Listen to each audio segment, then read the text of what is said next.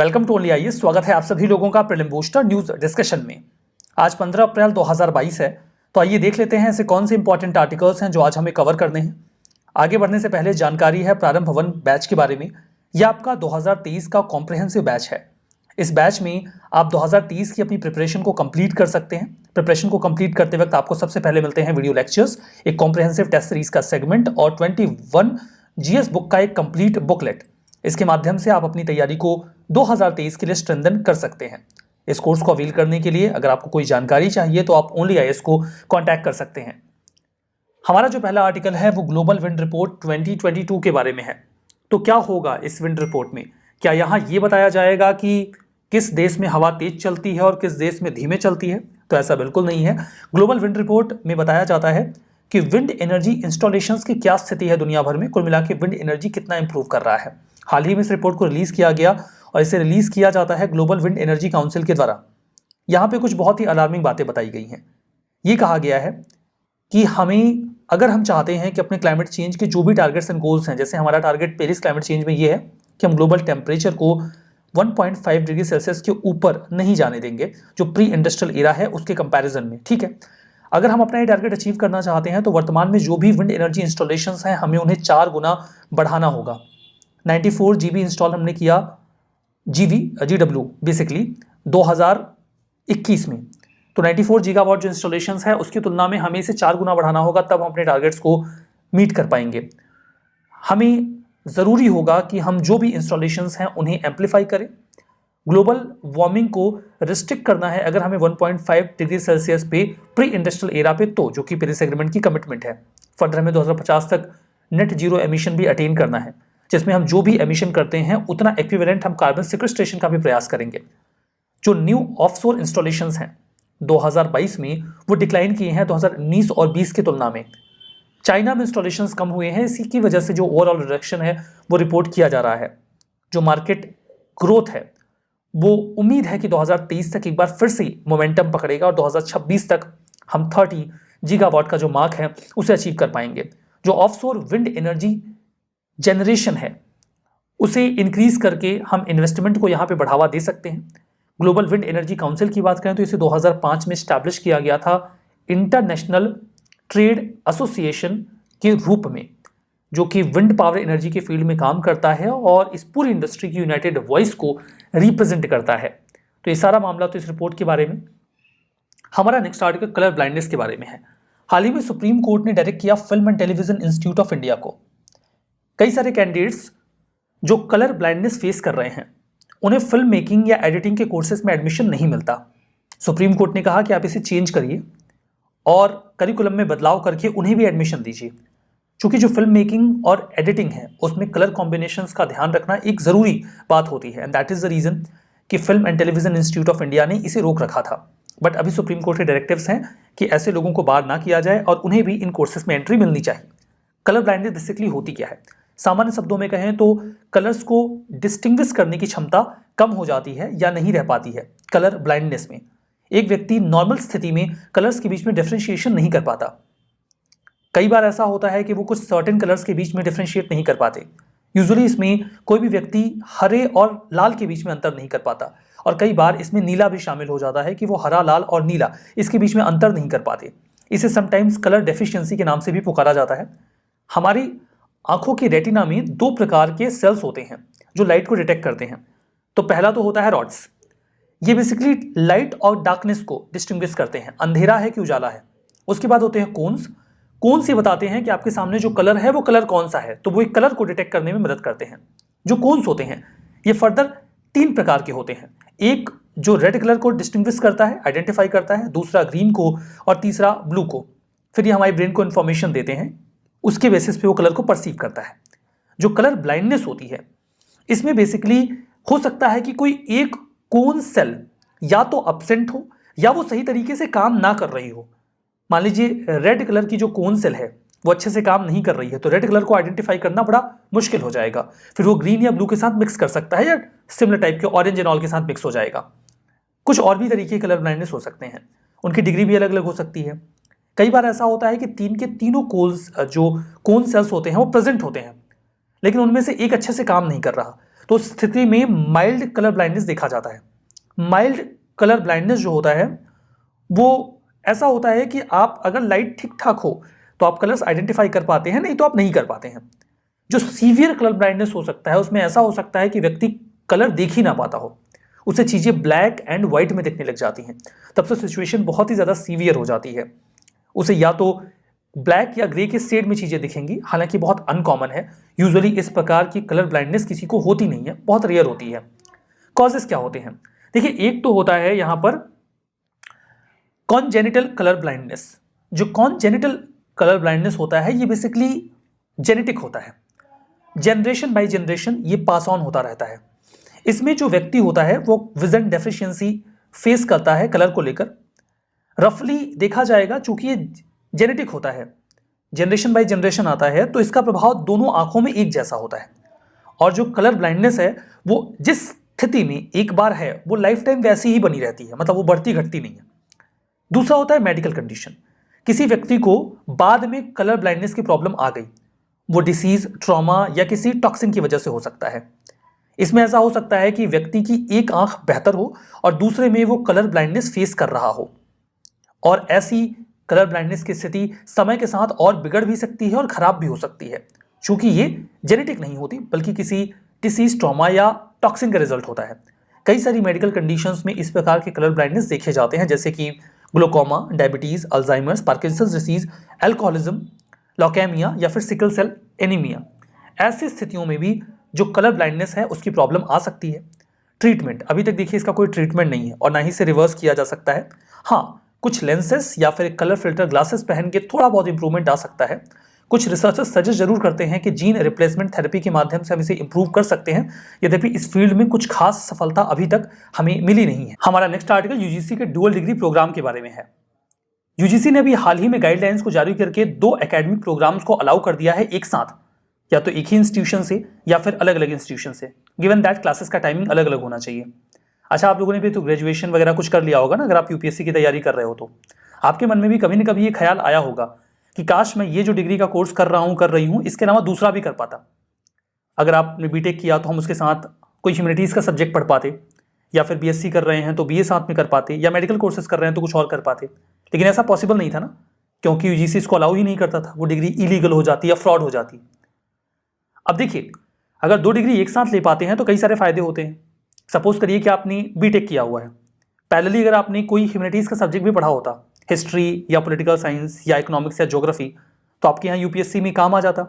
मान लीजिए किसी ने ह्यूमैनिटीज़ का प्रोग्राम किया हुआ है और साथ में उसने कोई टेक्निकल डिग्री भी ली होती, तो ह्यूमैनिटीज़ के प्रोग्राम में अगर उन्हें कोई प्रॉब्लम आ रही है या फिर उससे एसोसिएटेड जॉब नहीं मिल रही है, तो उनके पास एक टेक्निकल डिग्री भी होती जॉब लेने के लिए, तो जॉब की प्रोबेबिलिटी बढ़ जाती कि नहीं बढ़ जाती। अब ये अलाउड है, 2 फिजिकल डिग्रीज ली जा सकती हैं। इससे स्टूडेंट्स में डाइवर्स स्किल्स आ जाएंगी और वो अच्छा परफॉर्म कर पाएंगे। ये हमारी न्यू एजुकेशन पॉलिसी के साथ भी कॉन्सोनेंस रखता है, जिससे हम इंटर डिसिप्लिनरी सेपरेशंस कम करने की कोशिश कर रहे हैं। एक बच्चा एक साथ बीए बीएससी क्यों नहीं पढ़ सकता, पढ़े। डुअल डिग्री प्रोग्राम जो है वो फिजिकल डिग्री, ऑनलाइन डिग्री या डिप्लोमा डिग्री को एक साथ अलाउ करता है। पीएचडी प्रोग्राम में ये एप्लीकेबल नहीं होगा। हाँ, इसका बेनिफिट रेट्रोस्पेक्टिव नहीं लिया जा सकता, मतलब कोई पहले से 2 डिग्री ले रहा है जबकि अलाउड नहीं था तो वो तो इलीगल ही रहेगा या फिर उसे वैलिड नहीं माना जाएगा। गिवन दैट शेड्यूल क्लासेस का क्लैश नहीं होना चाहिए। सिंपल सी बात है, कोई आईआईटी दिल्ली से बीटेक कर रहा है, सिमिलरली वो दिल्ली यूनिवर्सिटी से बीए करना चाहता है संस्कृत में, वो कर सकता है एक साथ में, गिवन दैट कि उसकी आईआईटी की क्लासेस मॉर्निंग में और जो उसकी बीए की क्लासेस हैं वो इवनिंग में हो, तो कोई समस्या वाली बात होगी नहीं। यूजीसी को स्टैट्यूटरी बॉडी के तौर पे 1956 के यूजीसी एक्ट के तहत बनाया गया। ये कोऑर्डिनेशन, डिटर्मिनेशन और मेंटेनेंस रखते हैं हायर एजुकेशन का, यूनिवर्सिटीज को रिकॉग्नाइज करते हैं, उनको फंड्स वगैरह भी देते हैं। हमारा नेक्स्ट आर्टिकल मैल्कॉम अदिशेशिया अवार्ड के बारे में है। इंडिया के काफी जाने माने इकोनॉमिस्ट और पॉलिटिकल कमेंटेटर रहे हैं प्रभात पटनायक जी, उन्हें हाल ही में ये अवार्ड दिया गया है। ये अवार्ड मैल्कॉम और एलिजाबेथ अदिशेशिया ट्रस्ट के द्वारा मिलकर दिया जाता है अगर किसी व्यक्ति ने डेवलपमेंटल स्टडीज में बढ़िया काम किया है तो। मैल्कॉम साहित्यनाथम अदिशेशिया ये India development economist and educator रहे थे। 1976 में इन्हें पद्म भूषण भी दिया गया था। हमारा नेक्स्ट आर्टिकल लेमन या नींबू के बारे में है। कई दफा कहा जाता है कि if God gives you lemon make lemonade, लेकिन अब कहावत को बदलना पड़ेगा, कहना पड़ेगा if God gives you lemon store that into the fridge and use that piece by piece. अगर भगवान ने आपको नींबू दिया है तो लेमोनाइड मत बनाइए, उसे फ्रिज में स्टोर करके रखिए और थोड़ा थोड़ा इस्तेमाल करिए, क्योंकि नींबू बहुत महंगा हो गया है। इसके प्राइसेस 10 से 15 रुपए पर पीस पहुंच चुके हैं ज़्यादातर मार्केट्स में। तो लोग कई तरीके के मीम्स इस पे बना रहे हैं। लेमन या लाइम, इनकी 2 प्रजाति होती है। ज़्यादातर इसे जो ग्रो किया जाता है वो कागजी नींबू होता है, जिसका जो कवर होता है काफ़ी मोटा होता है। दूसरा जो डार्क ग्रीन फ्रूट होता है, जिसे आप लाइम बोलते हो मेजरली, वो नॉर्थ इंडिया और नॉर्थ ईस्टर्न इंडिया में ज़्यादा उगाया जाता है। तो लेमन और लाइम में आप इसे कैटेगराइज कर सकते हो। लेमन वो है जो आप कॉमनली देखते हो, ठीक है। क्लाइमेट रिक्वायर्ड होता है वार्म, मॉडरेटली ड्राई और मॉइस्ट।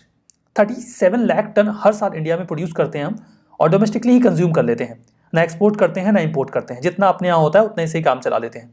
आंध्र प्रदेश सबसे ज़्यादा नींबू का प्रोडक्शन करता है, 45,000 हेक्टेयर में उनके यहाँ ये फ्रूट उगाया जाता है। महाराष्ट्र, गुजरात, उड़ीसा और तमिलनाडु भी मेजर लेमन ग्रोइंग स्टेट्स हैं, ठीक है। हमारा नेक्स्ट आर्टिकल एक ई खेल पाठशाला के बारे में है।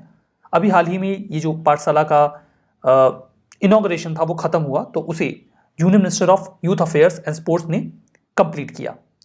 स्पोर्ट्स अथॉरिटी ऑफ इंडिया यानी कि जो साई है, वो इस प्रोग्राम को कॉन्सेप्चुलाइज करता है और इसे ऑर्गेनाइज किया जाता है ministry of education, Khelo India और फिट इंडिया के साथ मिलकर। यहां पर देखिए बेसिक ये है कि ग्रास रूट लेवल पे जो खेल की कॉम्पिटेंसी है उसे बढ़ाया जाए।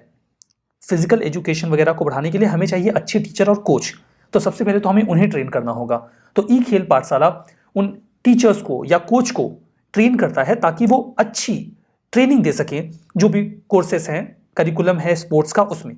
इस प्रोग्राम के तहत प्रोफेशनल डिजाइन करिकुलम तैयार किया जाता है नेशनल स्पोर्ट फेडरेशन और जो एमिनेंट कोचेस हैं, एथलीट्स हैं, एक्सपर्ट्स हैं, उनके संज्ञान में। ऑनलाइन स्पोर्ट लर्निंग प्रोग्राम भी तैयार किया गया है ताकि हम स्पोर्ट्स को और बेहतर तरीके से इवॉल्व करवा पाएं इंडिया में। हमारा नेक्स्ट आर्टिकल महावीर जयंती के बारे में है। प्राइम मिनिस्टर ने अभी हाल ही में महावीर जयंती के मौके पर लोगों को ग्रीट किया। भगवान महावीर की जो नोबल टीचिंग्स रही, स्पेसिफिकली पीस, कंपैशन और ब्रदरहुड की, उस पर भी संज्ञान लिया गया, बिकॉज दुनिया को आज इसकी सबसे ज़्यादा ज़रूरत है। ये 24वें तीर्थंकर रहे जिन्होंने 23वें तीर्थंकर पार्श्वनाथ जी के बाद जगह ली। जैन टेक्स्ट के मुताबिक जो लॉर्ड महावीरा हैं, उनका जन्म जो त्रयोदशी का दिन होता है चैत्र माह में, उस दिन हुआ था, 13वें दिन, ठीक है। मार्च या अप्रैल में यूजुअली ग्रिगोरियन कैलेंडर के अकॉर्डिंग इनका जन्म दिवस आता है। इस दौरान एक रथ यात्रा भी होती है जहां पर उनकी जो मूर्ति होती है उसे स्नान करवाया जाता है और उसे हम कहते हैं अभिषेक। जो जैन प्रेयर्स हैं, जिससे आप स्तवन बोलते हैं, उन्हें भी रिसाइट किया जाता है। भगवान महावीर का जन्म जो कुंडल ग्राम के राजा थे किंग सिद्धार्थ और जो रानी थी त्रिशला, उनसे हुआ था। त्रिशला जो महारानी थी वो लिच्छवी प्रिंसेस थी। 540 BC में इनका जन्म हुआ था वज्जी किंगडम में। आप बिहार में जो वर्तमान में वैशाली है वो वज्जी किंगडम की जगह हुआ करती थी, और इनका जो जन्म है वो इक्ष्वाकु डायनेस्टी से था, मतलब वहीं से ये बिलोंग करते थे। कुछ लोग ऐसा भी मानते हैं कि इनका जन्म अहल्या भूमि में हुआ था, तो विवादित है ये मामला। इनका बाद में नाम वर्धमान पड़ गया। वर्धमान का मतलब होता है एक ऐसा व्यक्ति जो ग्रो करता है, लगातार वो ग्रो करते रहे अपने नॉलेज के बेसिस पे। उन्होंने 30 वर्ष की एज में, मतलब 30 ईयर्स की एज में अपनी वर्ल्डली लाइफ को, सांसारिक जीवन को छोड़ दिया, और 12 सालों के बाद उन्हें कैवल्य की प्राप्ति हुई, मतलब जो ऑमनिसियंस है, अंतिम ज्ञान है, उसकी उन्हें प्राप्ति हो गई। उनकी बहुत इंपॉर्टेंट टीचिंग्स हैं 5। अहिंसा यानी कि नॉन वायलेंस, सत्य, ट्रुथ, अस्थिर, नॉन स्टीलिंग, चोरी ना करना, ब्रह्मचर्य यानी कि चैस्टिटी, और अपरिग्रह, नॉन अटैचमेंट या आवश्यकता से अधिक धन का संग्रह ना करना। इनकी टीचिंग्स को जैन अगमा कहा जाता है। इन्होंने चूंकि प्राकृत भाषा का इस्तेमाल किया, इसीलिए इनकी बातें दूर दूर तक पहुंची और लोगों ने इनकी बातों को आसानी से समझा भी। महावीर का जन्म ऐसा माना जाता है कि 72 वर्ष की आयु में 468 BC में हुआ था। बिहार के राजगीर में, जो वर्तमान में राजगीर की जगह है, उस समय जो पावापुरी नाम की जगह थी, वहीं पर उन्होंने अपनी अंतिम सांस ली थी, ठीक है। तो यहाँ पर देखिए 2018 में एक प्रश्न पूछा गया था कि स्थनकवासी एक सेक्ट है, किससे बिलोंग करता है। ऑब्वियसली इसका जो जवाब था वो जैनिज्म था, भी था। हालांकि उस समय ये काफ़ी टफ क्वेश्चन था कई सारे लोगों के लिए जिन्होंने सभी सेक्ट जैनिज्म के नहीं पढ़े हुए थे। चलते हैं अपने सेगमेंट पे, that is of government scheme. One nation one ration card, इस स्कीम के बारे में हम बात करने वाले हैं। नोडल मिनिस्ट्री है ministry of consumer affairs, food and public distribution.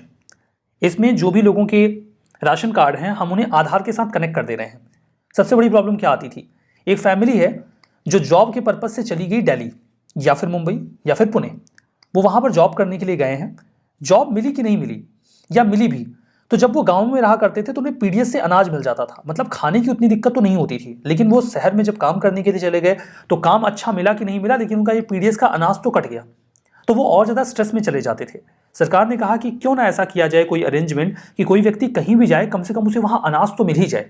इसके लिए हमने उनके जो राशन कार्ड था उसको आधार कार्ड के साथ कनेक्ट कर दिया, आधार सीडिंग कर दी। तो जो भी राशन कार्ड होल्डर्स हैं वो नेशनल फूड सिक्योरिटी एक्ट के तहत कहीं भी हों अपनी राशन कार्ड के माध्यम से आधार का इस्तेमाल करके अनाज ले सकते हैं। इससे जो माइग्रेशन होता है एक राज्य से दूसरे राज्य में, उसके बाद व्यक्ति ज़्यादा दबाव में नहीं आएगा, उसे कम से कम खाने की व्यवस्था तो रहेगी ही अगर वो जॉब के पर्पज से गए हैं तो।